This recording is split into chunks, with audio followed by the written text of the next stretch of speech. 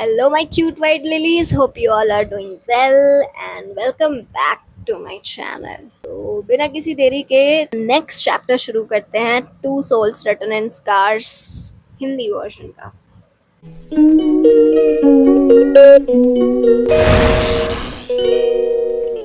अभी अक्षर भागता हुआ मैंशन के अंदर आया ही था कि तभी उसे त्रिश्विका सीढ़ियों से नीचे भागती हुई दिखाई दी। वो बहुत तेजी से नीचे उतर रही थी। अक्षर ने उसे देखते ही कहा, ध्यान से। लेकिन जब तक वो उसे संभलने के लिए कहता, वो नीचे आ चुकी थी। अपने सामने अक्षर को देखकर उसके चेहरे पर और डर नजर आने लगा। उसने अभी अभी अपने आंखों से उसे दो आदमियों को मारते हुए देखा था। वो तेज सांसें ले रही थी। वो उस मैंशन से भाग जाना चाहती थी। वहीं अक्षर की नजरें तो बस त्रिश्विका पर टिक सी गई थी। उसने जो लाल रंग का सूट पहना हुआ था, उसमें वो काफी खूबसूरत लग रही थी। शादी के बाद उसका ये पहला लुक था जिसमें उसने हाथों में चूड़ा, गले में मंगलसूत्र और माथे पर सिंदूर भी लगाया था। अक्षर ने अपने बढ़े हुए दिल की धड़कनों को शांत करने की कोशिश करते हुए कहा, तुम ठीक हो ना? त्रिश्विका इस वक्त बहुत घबराई हुई थी। उसने जो देखा था वो उसके लिए काफी ट्रॉमेटाइजिंग था और जैसे ही उसने अक्षर की आवाज सुनी, उसकी आंखों के आगे अंधेरा सा छा गया और उसका सिर घूम गया। लेकिन इससे पहले कि वो गिरती, अक्षर ने आगे बढ़कर उसे कमर से पकड़ लिया और उसकी बॉडी अक्षर की बाहों में झूल गई। वो बेहोश हो चुकी थी। अभी कुछ दिनों पहले ही उसने अपना बच्चा खोया था और अभी उसके लिए दिमाग पर इतना जोर डालना सही नहीं था। वो पूरी तरह से ठीक नहीं हुई थी, इसलिए जो कुछ अभी उसने अपनी खिड़की से गार्डन में होते हुए देखा, उसका दिमाग और बॉडी सहन नहीं कर पाई और वो बेहोश हो गई। अक्षर ने कुछ पल के लिए खुद को कोसा और फिर उसे अपनी बाहों में उठा लिया। वो उसे दोबारा कमरे में ले गया। जाने से पहले उसने कायनात को कहा कि वो डॉक्टर को कॉल कर दे। कायनात ने वैसा ही किया। थोड़ी देर में डॉक्टर वहां आ गई और उन्होंने त्रिश्विका को चेक किया। फिर वो अक्षर से बोली, शॉक की वजह से बेहोश हो गई हैं। थोड़ी देर में होश आ जाएगा। ख्याल रखिए कि अपने दिमाग पर ज्यादा जोर ना दें। इनकी हेल्थ के लिए ये सही नहीं है मिस्टर पुरुषोत्तम। ओके डॉक्टर, मैं ख्याल रखूंगा, अक्षर ने कहा और डॉक्टर वहां से चली गई।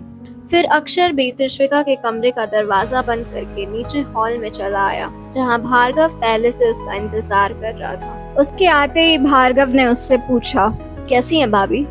शॉक की वजह से बेहोश हो गई है। डॉक्टर ने कहा घबराने की बात नहीं है, कुछ देर में होश आ जाएगा, अक्षर ने सोफे पर बैठते हुए कहा। भार्गव कुछ देर के लिए शांत रहा और फिर बोला, अक्षर तुझे ये मैंशन छोड़ना होगा। मैं भी यही सोच रहा हूँ। उमंग दोबारा ट्राई कर सकता है और अब मैं अकेला नहीं हूँ, त्रिश्वी भी है मेरे साथ, उसे कुछ नहीं होना चाहिए, अक्षर ने सोचते हुए कहा। यहाँ बहुत खतरा है और हम अपने राइवल्स को लाइटली नहीं ले सकते। तू जानता है कि पिछली बार क्या हुआ था। अपनी लापरवाही की कीमत मैं आज तक चुका रहा हूँ। भार्गव की आंखों में रिग्रेट नजर आया। उसकी बातें और बंधी हुई मुट्ठियों को देखते हुए अक्षर के चेहरे पर नरमी आ गई और वो उसके हाथों पर अपना हाथ रखकर बोला, सांझ के साथ जो कुछ हुआ उसमें गलती हम सबकी थी। तू सिर्फ खुद को जिम्मेदार नहीं समझ सकता, पर जो सांझ के साथ हुआ वो भाभी के साथ नहीं होना चाहिए अक्षर। भार्गव ने कहा, नहीं होगा, भरोसा रख, अक्षर उसकी आंखों में देखता हुआ बोला। त्रिश्वी को नुकसान पहुंचाने के बारे में कोई सोचेगा भी तो उसकी जान ले लूंगा मैं, पर अभी तू इस मेंशन में नहीं रह सकता। भार्गव ने कहा, तू वापस से घर क्यों नहीं चला जाता? आंटी भी तुझे कितना याद करती हैं। पर डैड, अक्षर ने कहा, तू अच्छे से जानता है कि मैंने वो घर क्यों छोड़ा था। उस बात को बीते 3 साल हो चुके हैं। आई एम श्योर अब वो तुझे समझेंगे। वो तेरा भी घर है, कब तक अपनों से दूर रहेगा? भार्गव ने उसे समझाया। अक्षर ने कुछ देर सोचा और गहरी सांस लेकर बोला, कल सुबह तक डिसाइड करता हूँ कि क्या करना है। ओके, जैसा तू सही समझे। अगर इस घर में तो दोबारा नहीं जाना चाहता तो मैं दूसरे घर का इंतजाम भी कर सकता हूँ, भार्गव ने कहा। लेकिन यहाँ रहना अब खतरे से खाली नहीं है। हाँ, मैं तुझे कल बताता हूँ, अक्षर ने कहा। फिर उसके दिमाग में कुछ आया और उसने पूछा, गार्डन में सब कुछ संभाल लिया तूने? हाँ, मैंने गार्ड्स को कहा है, बॉडीज ले जा चुके हैं, भार्गव ने बताया। ग्रेट, अक्षर बोला। भार्गव अपनी जगह से उठा और बोला, अब मैं चलता हूँ, मैंने सिक्योरिटी बढ़ा दी है यहाँ की, लेकिन फिर भी तू थोड़ा अलर्ट ही रहना और ध्यान रखना अपना और भाभी का। ओके, अक्षर ने कहा। फिर भार्गव वहाँ से चला गया। भार्गव के जाने के बाद अक्षर काफी देर तक वहीं बैठा रहा। उसके दिमाग में उस दिन की बातें चल रही थी जिस दिन वो पुरुषोत्तम निवास छोड़ रहा था। त्रिश्विका की शादी को 2 महीने हो चुके थे। निर्वाण जी, उसके डैड, चाहते थे कि वो अब शादी कर ले। उन्होंने अपने सबसे करीबी दोस्त की बेटी के साथ उसका रिश्ता तय कर दिया था। वो हमेशा से चाहते थे कि अक्षर उनके दोस्त की बेटी से ही शादी करे, क्योंकि वो उनके स्टैंडर्ड्स की थी और दोनों परिवार एक दूसरे को अच्छे से जानते थे। वो लड़की उन सबकी आंखों के सामने बड़ी हुई थी, पर अक्षर ने साफ मना कर दिया। वो कभी भी उस लड़की से शादी नहीं करना चाहता था। उसने जिंदगी में एक ही औरत से प्यार किया था और वो थी त्रिश्विका। भले ही त्रिश्विका की शादी किसी और से हो चुकी थी, पर उसका प्यार कभी उसके लिए कम नहीं हुआ। वो सिर्फ एक का ही था, हमेशा से। जब अक्षर ने निर्वाण जी के फैसले को मानने से इनकार कर दिया तो निर्वाण जी ने उसे 2 चॉइसेस दी, उसका परिवार या त्रिश्विका, जो कि अब उसकी जिंदगी में कभी नहीं लौटने वाली थी। अक्षर को आज भी याद है जब निर्वाण जी ने उससे गुस्से में पूछा था, आज तुम्हें चुनना होगा चीकू, हम या वो लड़की। अगर तुम उस लड़की को चुनोगे तो मैं हमेशा के लिए तुम्हें अपनी जिंदगी से निकाल फेंकूंगा। तुम्हें इस घर से जाना होगा। अगर इस घर में रहने के लिए मुझे किसी और से शादी करनी होगी तो नहीं रहना मुझे इस घर में, अक्षर ने भी कहा। और ऐसा कैसा रिश्ता है आपका मुझसे डैड, जहां आप ही मुझे नहीं समझना चाहते? आप ही नहीं समझोगे तो मैं किससे उम्मीद करूंगा? डैड आप तो। मैं या वो लड़की अक्षर? निर्वाण जी ने बीच में ही अक्षर को रोकते हुए गुस्से में पूछा। वो लड़की, हर बार, हर किसी के ऊपर, अक्षर ने भी निर्वाण जी की आंखों में देखते हुए कहा। निर्वाण जी ने अक्षर के चेहरे से अपनी नजरें फेरते हुए कहा, तुम जा सकते हो। इस बार अक्षर ने कुछ भी नहीं कहा और अपना सारा सामान पैक करके उसने पुरुषोत्तम निवास हमेशा के लिए छोड़ दिया। अनंत, विदिता और रागिनी जी ने अक्षर को बहुत समझाने की कोशिश की कि निर्वाण जी ने गुस्से में कहा है, इसका मतलब ये नहीं कि वो सच में घर छोड़ दे। लेकिन अक्षर ने किसी की नहीं सुनी और उसने वो घर छोड़ दिया। फिर वो यहाँ इस मैंशन में आ गया और यहीं रहने लगा। आज उसे यहाँ रहते हुए 3 साल हो चुके थे। हाँ, वो कभी कभी पुरुषोत्तम निवास चला जाया करता था सबसे मिलने, पर इधर कुछ महीनों से उसने कभी कभी जाना भी बंद कर दिया था। लेकिन अब वो दोबारा वहाँ जाने के बारे में सोच रहा था, क्योंकि पुरुषोत्तम निवास त्रिश्विका के लिए इस वक्त सेफेस्ट जगह थी। शहर के बीचों बीच पूरी तरह सिक्योरिटी से घिरी हुई जगह। और शायद इस वक्त त्रिश्विका को लोगों की जरूरत थी जिनसे वो बात करे, अपनी फीलिंग्स शेयर करे, जो वो अक्षर के साथ नहीं कर रही थी। ऑब्वियसली वो कंफर्टेबल नहीं थी उसके साथ, और आज जो उसने देखा उसके बाद तो उसके जहन में डर भी बैठ गया होगा।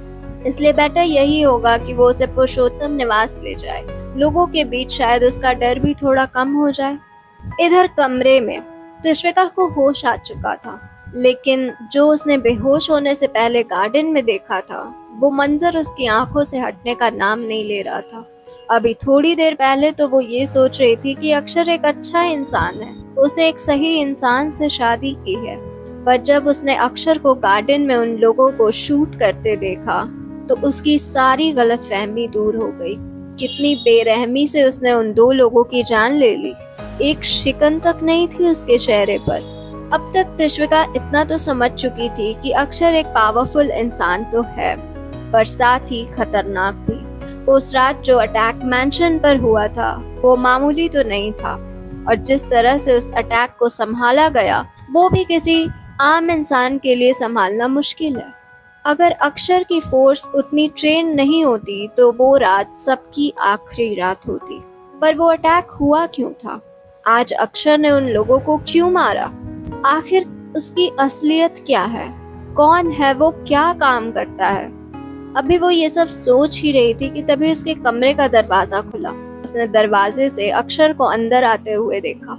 अक्षर को अपनी आंखों के सामने देखकर त्रिश्विका की धड़कनें दोबारा तेज हो गईं। उसकी सांसें डर की वजह से धीमी चल रही थी। वो अटकती हुई बोली, तुम दूर रहो मुझसे, पास मत आओ मेरे, दूर रहो।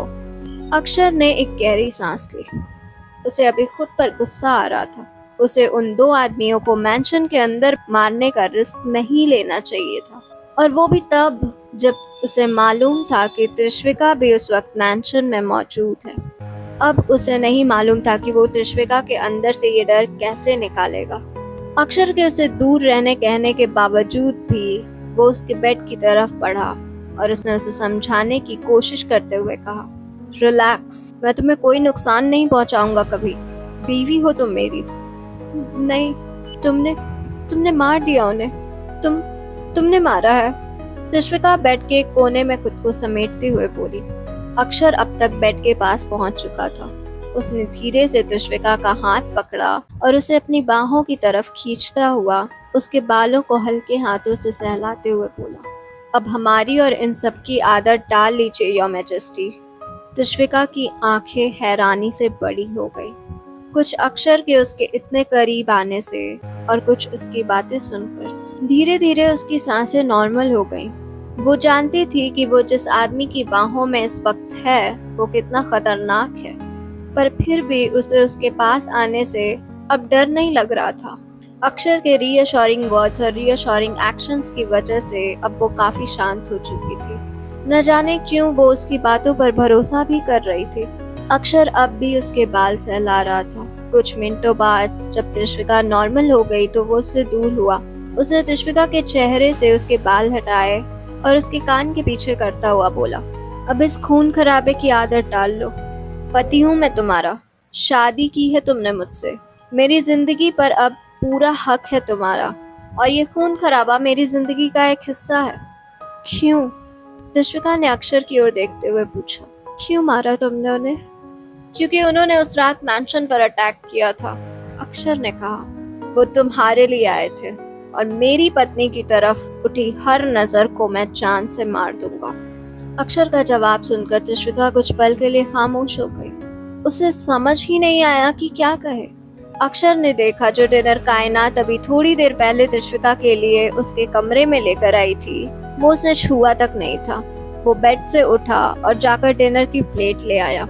उसने स्पून त्रिश्विका की तरफ बढ़ाते हुए कहा, जानता हूँ बहुत से सवाल होंगे तुम्हारे पास इस वक्त, चाहो तो पूछ सकती हो। त्रिश्विका ने पहले अक्षर की हाथों की तरफ देखा और फिर उसके चेहरे की तरफ। अक्षर के चेहरे पर एकदम शांत एक्सप्रेशंस थे, जैसे वो त्रिश्विका को सब कुछ एक्सप्लेन करने के लिए तैयार हो। उसे वो पल याद आ गया जब वो दिव्यांश के साथ शादीशुदा थी। एक बार दिव्यांश को पुलिस किसी इन्वेस्टिगेशन के दौरान घंटों के लिए पूछताछ के लिए लेकर गई थी। जब उसके वापस आने पर उसने उससे उस इन्वेस्टिगेशन के बारे में पूछा तो दिव्यांश ने उसे साफ मना कर दिया था बताने से। उसने कहा था कि उसे उसके ऑफिशियल मामलों में नहीं बोलना चाहिए और न तो उसे कुछ जानने की जरूरत है। त्रिश्विका ने अक्षर के हाथों में पकड़े स्पून से खाने से पहले पूछा, कौन थे वो लोग? उन्होंने क्यों अटैक किया था मैंशन पर? मुझे क्यों मारना चाहते थे? अक्षर ने उसे बताया, वो मेरे राइवल के आदमी थे। अंडरवर्ल्ड में मेरा राइवल है उमंग, उसी के लोग थे। उन्हें पता चला था कि कोई लड़की मेरे घर पर रह रही है। उन्हें लगा तुम मेरे लिए खास और इम्पोर्टेंट होगी, तभी मेरे घर पर रह रही हो, इसलिए उन्होंने तुम्हें मैंशन पर अटैक किया। अंडरवर्ल्ड? तुम इससे पहले कि त्रिश्विका अपनी बात पूरी कर पाती, अक्षर ने बीच में ही उसके मुंह में एक निवाला डाल दिया। फिर वो बोला, मैं एक माफिया ऑर्गेनाइजेशन का मालिक हूँ जिसका नाम अल्फा ऑर्गेनाइजेशन है, और साथ ही बिजनेस में मेरी कंपनी का नाम रे कॉर्पोरेशन है। माफिया? त्रिश्विका अटकती हुई बोली, तुम एक माफिया बॉस हो? अक्षर ने उसे खाना खिलाते हुए कहा। त्रिश्विका फौरन बोली, मतलब तुम भी इलीगल काम करते हो? मैंने एक मुजरिम से शादी की है, तुम एक माफिया हो? हमारी ऑर्गेनाइजेशन देश में हो रहे गलत कामों को रोकती है, पर इलीगली। अक्षर ने कहा, गलत कामों को? जैसे? त्रिश्विका को ठीक से कुछ समझ नहीं आया, क्योंकि माफिया और अंडरवर्ल्ड में तो सारे इलीगल काम होते हैं। अक्षर ने उसे समझाया, हमारी ऑर्गेनाइजेशन इंटरनेशनल ड्रग्स जो कि भारी मात्रा में हमारे देश में इंपोर्ट किए जाते हैं उन्हें रोकती है। International child trafficking, human trafficking जैसी चीज़ों को रोकती है। देश में हो रहे हाई प्रोफाइल रेप केसेस जिसमें कल्प्रिट अपने कनेक्शंस की वजह से कानून से बचकर निकल जाते हैं, हम उन्हें दर्दनाक मौत देते हैं। मर्डर केसेस जिसमें विक्टिम को इंसाफ नहीं मिल पाता, ऐसे लोगों को हम इलीगली मारते हैं। इन शॉर्ट, मेरी ऑर्गेनाइजेशन देश की गंदगी साफ करती है, पर इलीगली। ऐसा भी होता है क्या? तश्विका हैरान थी। अंडरवर्ल्ड में ऐसी ऑर्गेनाइजेशन भी होती है? जहाँ नेगेटिविटी होती है वहाँ पॉजिटिविटी भी होती है, भले ही कम हो पर होती जरूर है। अक्षर ने तश्विका को आखिरी निवाला खिलाते हुए कहा, मैंने पहली बार सुना है कुछ ऐसा, वरना मूवीज और सीरीज में तो हमेशा अंडरवर्ल्ड में सिर्फ काले काम ही होते हैं। तश्विका बोली, हाँ, क्योंकि हमारे कानून की नजर में अगर किसी रेपिस्ट या मर्डरर को जान से मारो तो वो भी लीगल है, क्राइम है। अक्षर ने उसे समझाते हुए कहा, इसलिए सिनेमा और टीवी की दुनिया में अंडरवर्ल्ड को हमेशा गलत दिखाया गया है, ग्लोरीफाई नहीं किया गया। तश्विका ने कहा, तुम्हारे सवाल खत्म हो गए या कुछ और भी तुम पूछना चाहती हो? बिना किसी हिचकिचाहट के पूछ सकती हो। अक्षर ने तश्विका को कहा। हाँ, तश्विका ने अटकते हुए पूछा, क्या अब हमेशा मेरी जान खतरे में रहेगी? मेरी लाइफ अब नॉर्मल नहीं है? मेरे रहते तुम्हारी लाइफ हमेशा नॉर्मल रहेगी स्पैरो। अक्षर ने हल्की मुस्कुराहट के साथ तश्विका का सिर सहलाकर कहा, तुम्हें डरने की जरूरत नहीं है, मैं तुम्हें कभी कुछ नहीं होने दूंगा, बस तुम मुझ पर भरोसा रखना। अक्षर का वो रीअश्योरिंग हाथ तश्विका के लिए काफी था। उसने बस हाँ में अपना सिर हिला दिया। अक्षर झूठी प्लेट लेकर बेड से उठता हुआ बोला, कल हम इस मैंशन से शिफ्ट कर रहे हैं, यहाँ खतरा है, इसलिए हम पुरुषोत्तम निवास जा रहे हैं, मेरे मॉम डैड के घर। ओके। तश्विका के माथे पर चिंता की लकीरें दिखाई दी, क्योंकि अब तक अक्षर ने कभी अपने परिवार का जिक्र नहीं किया था और न ही उनकी शादी पर कोई उनके परिवार से आया था। इसलिए उसे लगा था कि अक्षर के परिवार में कोई नहीं है, पर इस सडन मेंशन की वजह से अब तश्विका को घबराहट हो रही थी। अक्षर ने उसके परेशान चेहरे को नोटिस कर लिया और बोला, परेशान होने की बात नहीं है, मैं हूँ तुम्हारे साथ। ओके। तश्विका ने अपना सिर हिला दिया। अक्षर हमेशा उसकी सारी परेशानी दूर कर देता था। उसने उसे कमरे से बाहर जाते देखा तो बोली, अक्षर। अक्षर के कदम दरवाजे पर ही रुक गए। तश्विका के होंठों से अपना नाम सुनकर उसे एक अजीब सी खुशी महसूस होती थी। वो पीछे मुड़ा और बोला, हाँ, कुछ चाहिए तुम्हें? नहीं। तश्विका ने अपनी नजरें अक्षर से हटाते हुए कहा, तुम भी डिनर कर लेना, बहुत रात हो गई है। उसकी बात सुनकर अक्षर हल्का मुस्कुराया और बोला, good night. Good night. Tashvika ने ब्लैंकेट ओढ़ते हुए कहा और फिर अक्षर उसके कमरे से बाहर चला गया। Hey lilies, your turn to shine. What stole your heart in this chapter and what didn't? What deserves a little extra love? Share your thoughts in below. I can't wait to hear your opinion. Don't forget to like, comment and share this update with your favorite bookworms. Your support fuels our journey with this novel. Stay tuned for more twists and turns in Two Souls Written in Scars. Until then, may your dreams be filled with your favorite fictional characters. All yours, Satyanshi.